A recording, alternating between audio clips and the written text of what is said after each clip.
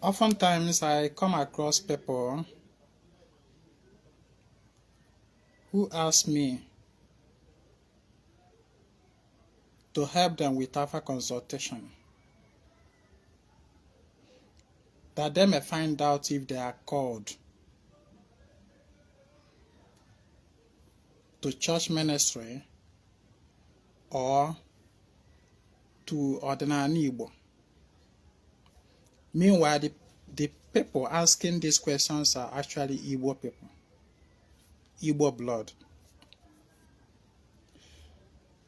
I had an encounter recently.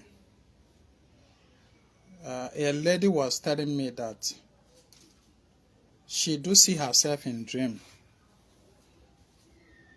ministering to people the way church people do, in church ministration way, making use of the Bible, olive oil, laying hands on people and praying for them, that she do see herself doing these things, that she have never seen herself in any ordinary or traditional setting. So she wants to confirm if it means that she's called in church way or ordinary way. Please, if you are joining me, help me to share this video, please. Share this message. Now, you that is listening to me, what will you tell this kind of person? Na nlọ niile ọ na-alọ, dreams niile ọ na-enweta, na ife ya na-afụta onwe ya bụ ebe ya na-minister to people in the church pattern, in the church way, laying hands on people, praying for them, hosting crusade, whereby many people attend, making use of olive oil to pray for people, making use of the Bible to pray for people. You know, what will you tell the person? Of course, you may likely tell the person that surely you are called in church way, because somebody having those experiences o gosiri na ọ bụrụ na ọ n'ọdịnala ka akpọrọ ọ ga na-afụta onwe ya n'iru arụsị, ka o ji nzu, ka o ji edo, ka o ji nkwọ, ka o ji ịmago this traditional way. She was supposed to be seeing herself in that direction. Now, I know that she is not the only person confused in this kind of matters, although I have come online several to clear this kind of thing, but let me clear it once more. I have taught many things about dreams. You see, it's not about dreaming. It's about interpretation of your dream. I want people to understand something. You see this thing we call dream. Dream is about the astral realm or the astral environment of a person. You see that world where you find yourself, where you are sleeping, you dream, you see things in the dream, you encounter things, you do stuff, you encounter people, you know, in dreams. That is actually your astral environment that you are experiencing. Astral. The universe I know here is divided into three major realms within the universe. Three groups. Within those groups, enwekwala other subdivisions, but they are largely classified into three. The universe. Now, we have the gross matter, the gross material world, which is the world of you and I. The world Ezinwa Anaedo wee na-agbago okwu a na-anụ ife na-ekwu. The world Ezinwa Anaedo wee yiri dis ahụ ya na-afụ, wee yiri dis crystal red ya na-afụ, wee yiri ahụ a with my voice sounding this way it is sounding. this gross material world where we see, where trees, plants, the earth, water, and where we see the physical world, that is the gross material, is one part of the universe. Now, this gross material world is physical to the human eye. It is a manifestation ground. Now, the second one is the astral, or the one some people call the ethereal. The ethereal, the astral, the mental universe.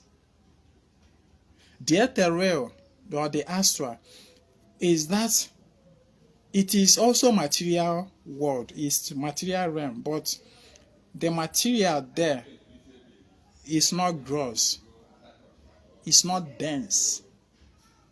Anything dense manifests in this physical world.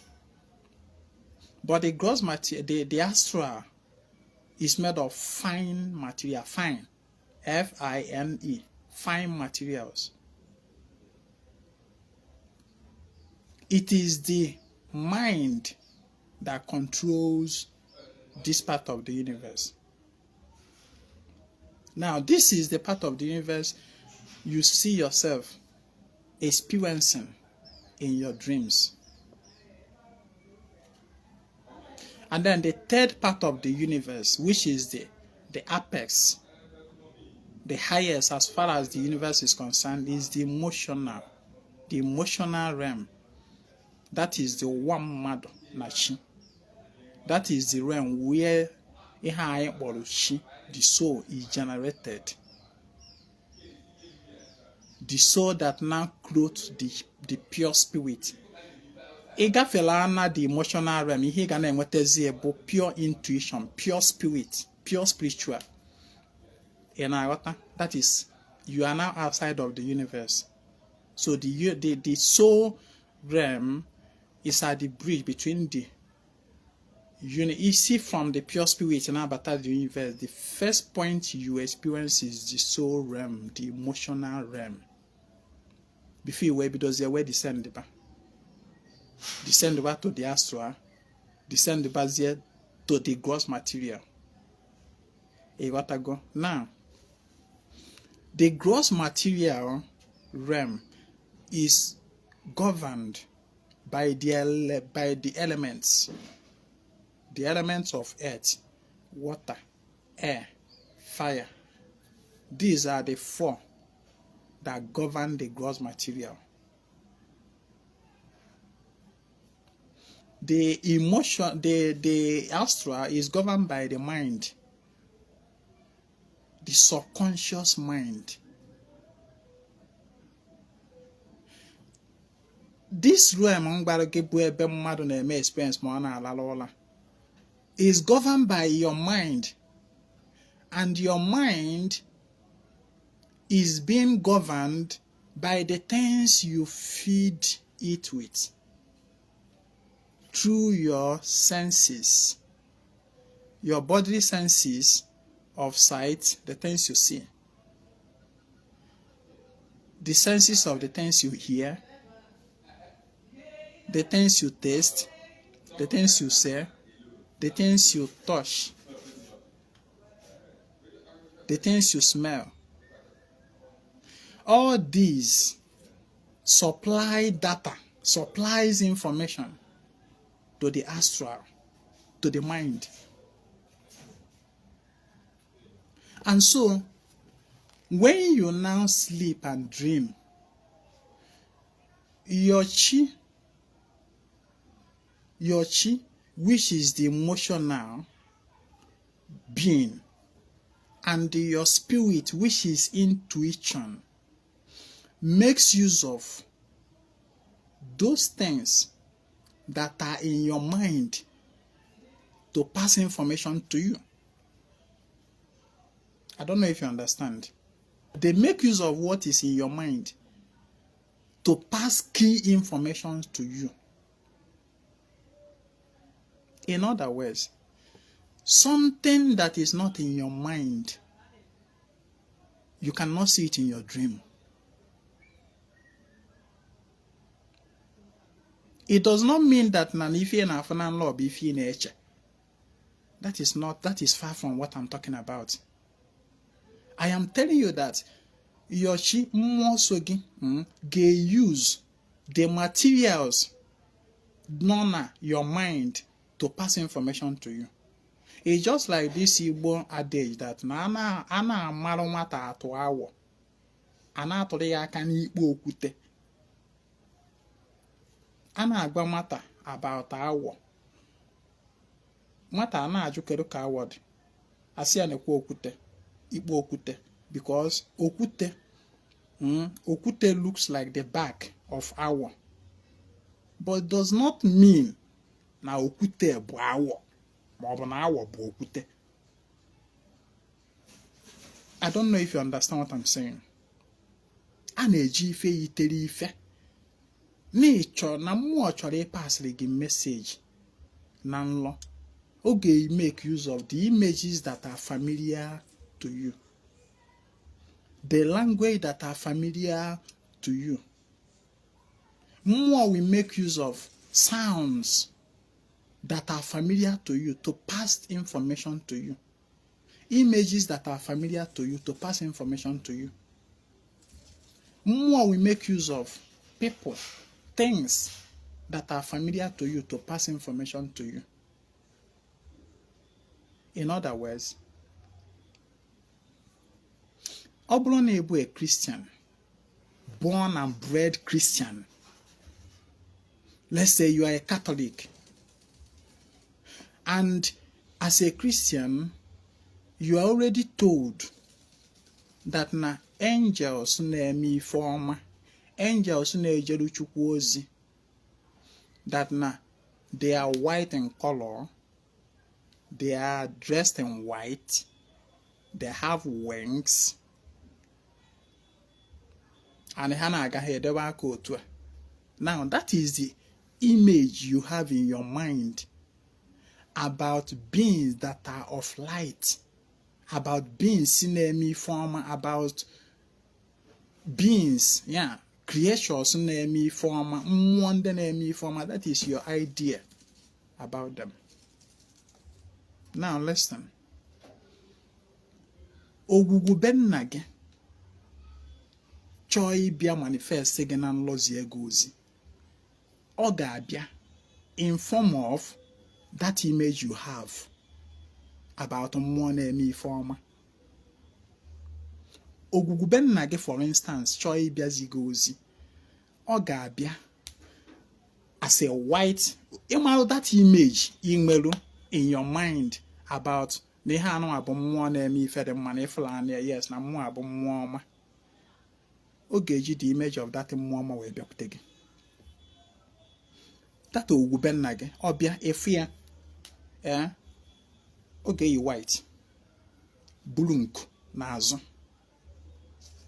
It will come to you in the exact image that you are familiar with. Maka na ọ ma na ọ bịa in an image that you don't know, that you are not familiar with, you will not understand the message. I remember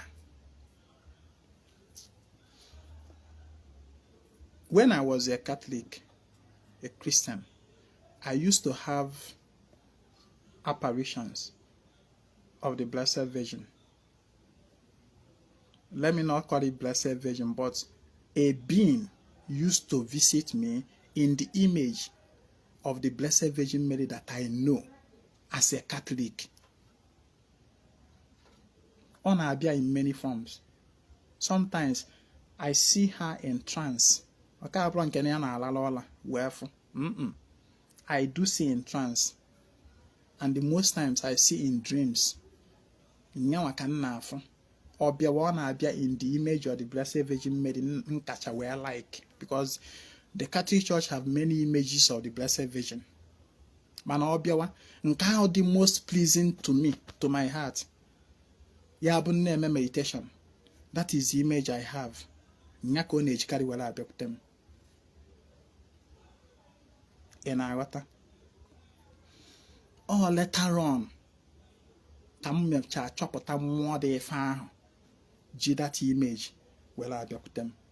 Mana ọ na-abịakwute m mgbe ahụ with the image that I was familiar with as at that moment. The same ka i wee mara that na ọ bụrụ true mmụọ si from Rome na-abịakwute m ya bụ ife. It was the same image of the Blessed Virgin Mary that appeared to me around 2018 and asked me to go and visit Ogwugwu, Ikunnem, my maternal Ogwugwu. What I'm telling you is that the image of a being came to me in the image of the Blessed Virgin Mary, and they asked me, na mo ga na mmụọ Ikunnem, Ogwugwu Ikunnem, na mo ga afụ nyanwa die. Ihe a na-akọrọ na abụrụ ọ bụrụ na mmadụ kọrọ m ihe anụ a bụ experience Ezinwa nwere n'onwe ya. That the same being I used to see na-akpọ Virgin Mary na-ekpere ya rosary, na-aga Blessed Sacrament, na-aka mass, na-ekpecha novenas and other things. Ọ na-abịakwute m nche na ọ bụ mmụọ na-ekpere rosary si from Rome n'ọnyịnya ka m na-afụ. I never knew na mmụọ na-abịakwute m bụ mmụọ Ogwugwu Ikunnem na-eji that image were abịakwute m. When finally she came to me that year, wee sị m gawa Ogwugwu Ikunnem na muduo dia na mma afụ nyanwa dia. That was where it became clear to me na mmụọ na-abịakwute m bụ mmụọ Ikunnem, na ọ bụ Ogwugwu Ikunnem, mmụọ nwere mmiri. And when I went to that Ikunnem the very first time, I don't there, the image I brought about Nyabo Ikunnem, I saw it. I now started comparing. And the truth, I encountered the same Virgin Mary in Ogwugwu Ikunnem. So, somebody that find it difficult to understand Ikowan law, Ikowan law is not just as simple as ABCD. The person will not think, oh, no Virgin Mary, no yana I with them. And if I agba me if I know about my boy in a Virgin Mary, Namma is so Zioma Basal Virgin Mary, Namma vegetables remind of my Namma devoted to the Blessed Virgin Mary, no if I know. But it goes beyond that. Na mmụọ na-abịakwute gị nya bụ ife bụ mmụọ si from your ancestry. Mana ọ na-abịakwute gị with the image that you are familiar with. Maka na ọ bịakwute gị with another image, ịma nghọta ife a na-akọ. So na ị na-afụ onwe gị na nrọ, o wee bụ na ị na-ebu Bible, in a user anointing oil, in a host crusade where people are gathered and you are praying for them, you lay hands on people praying for them, and then because of that, you now feel that now you are called in church way. I just wish now that lady. I just win that lady na economy fan na WhatsApp na get this my video. Ife shigi na ezigo ozi na ya bụ nlọ bụ na number 1, you have calling. You have spiritual calling to minister to souls. To minister to souls. And you should do that according to onye Igbo. Onye ka Igbo? Igbo onye Igbo. Then ebe ọ na-iwu onye Igbo, kedu ka Igbo si eme such ministration to souls? Ọ ihe ị ga-ajụ onwe gị. Kedu ka Igbo si minister to souls? How? That is the question you ask yourself. That na-eji the images of ihe fọtara from ụka ndị ọbịa wee na-communicate gị ife does not mean na ọ bụ ka isi otu ahụ ndị ọbịa si eme wee mebie, maka na ebulu onye ọbịa. Ebulu mbịara mbịara. Nigga in that way as onye Igbo ebo. Ibulu onye Yoruba. Jeju eso to nde Yoruba si minister to souls. Like na Igbo. How we minister to souls. Enwere pastors n'ọdịnala. Enwere evangelists, enwere prophets. Pastors are those that minister to souls. Those that pray for people. Those that can transmit divine power into people for one reason or the other, to achieve one purpose or the other, either healing or freedom from shackles of bad energy. Enwere prophets, ndị amụma, ndị afa. Ndị afa. Dibịa ọbụla na-agba afa bụ onye amụma, ọ prophet. Enwere ministers na-eji na harness energy from nature, infuse those divine life into it. Were we making we want them mad, ministering to souls. Iji onwe gị, how do Igbo, as I am Igbo, how do Igbo minister to souls? Iwe meta ense ya na-achọ. Mana esekwa o ji wee bụọ na m na-alọ nlọ ebe m bụ Bible na-use olive oil na-akụrụ Jizọs aka. You are misinterpreting the message a na-enye gị. Mmụọ na-eji ife ịma wee na-agba gị maka ife ị na-amaghọ. I hope someone learned something here. Obo like Ezinwa Anaedo. There was a time ogen nọ na Catholic Church that I was getting all these messages and the apparitions and the revelations, visions. I was thinking that I was called to become a priest. That was my thought then. And actually, I applied for seminary, but I was never accepted. At the time, I even applied for monastic life, for monastery, because my kind of life, I was so much drawn to that kind of private life, that kind of monastic life. Monastic, and the monastery, they are confined somewhere. They don't mingle with the world. They just confine themselves somewhere. They only pray and then do other work in service to the church and to humanity. They don't interact with the world to keep their sanity.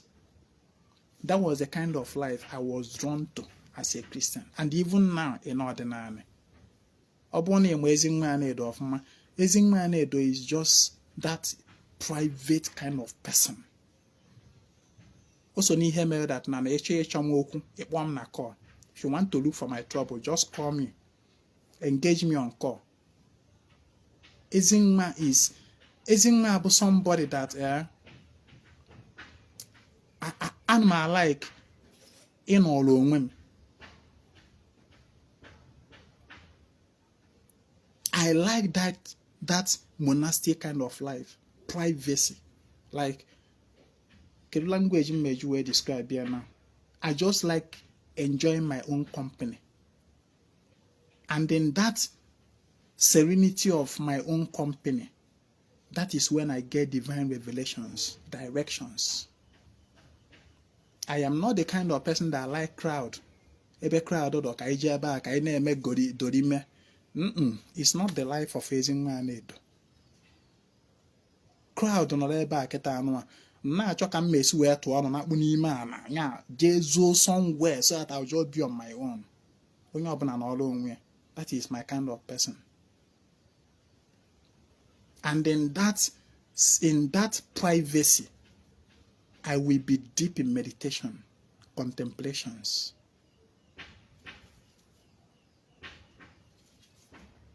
Initially when I started this my online teaching, I was into writing, deeply into writing. And people will be like, Ezinwa, this is your writing, put it in video, put it in video. We need to see your face, we need to see your video. For years, I am that kind of person that once you see Ezinwa Anaedo sitting alone, just when you stay on your own. Even my wife, hey, my family are not going for that. My wife, for I'm in such condition, she dare not come to disturb me. I could be in such state for hours, for the whole day, without talking to any human being. In that state, not only in that state, if you see messages, information, and flow. One go through my page, my Facebook account, Ezinwa Anaedo, not this page where I'm making this video. Go to Ezinwa Anaedo, my main Facebook account. Go through that page, that account, 2018, 2019, 2020. I got for articles. I go get to about divine revelation, spiritual messages. I got fear there. I have thousands of articles there.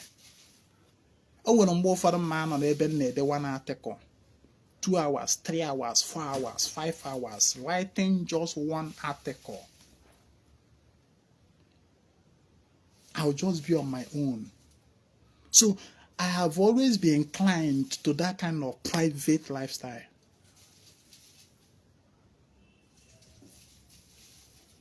Or later on, can them might be disturbed that I should start making videos and say, okay, I now created this page and started making video teachings here. And even that video teachings on I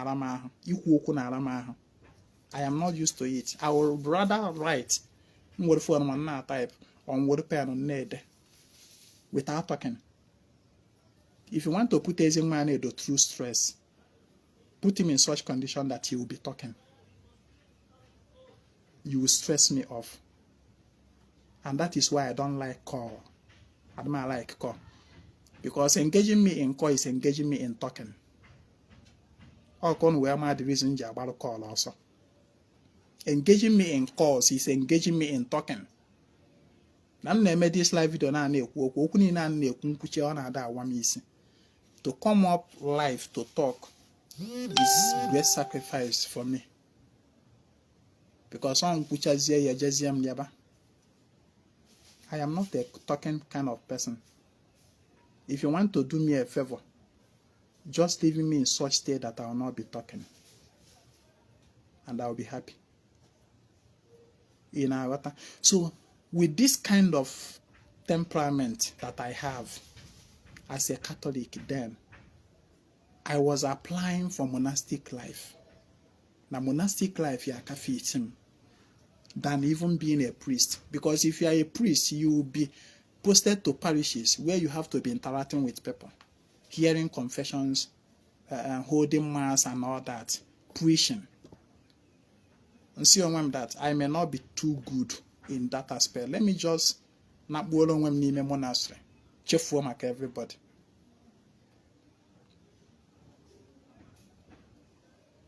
But all my attempts failed. I never knew na if I bomb somewhere else. Until finally I find my way to ordinary. I'm on now to him. Ni dream. Try to understand your dream. Malone every image represents something else. It is now left for you to understand what is that something else that this image is representing for me. I can go away, get your name boss, saying I want to know if I'm called in church way. I have given you another answer here. But I don't like is this a such question. Can I quite more? Shut on every inquiry name and Quasaraka no beer. Macandem when I'm massing. Chat me on WhatsApp 08032477868. That's my WhatsApp number. And be part of our coming month rituals. I know how I'm gonna check for that of this month. Chat me on WhatsApp. On panel ịchọ ka alụ ọrụ gị, nwa aja ịchọrọ ka achụ ọrụ gị, eme ka mmalụ. Chọkwana ịgba afa. Tata bụ orie. Nje ewepụta obere ohere maka ịgba afa. Mana mgbarụ mmadụ na mma agbarụ nzukọ ike. You may chat me for afa. So I can on. Help me to share this message, please. My name is Ezinwa Anaedo. I come for the total restoration of ordinary men and Igbo. Kamesian.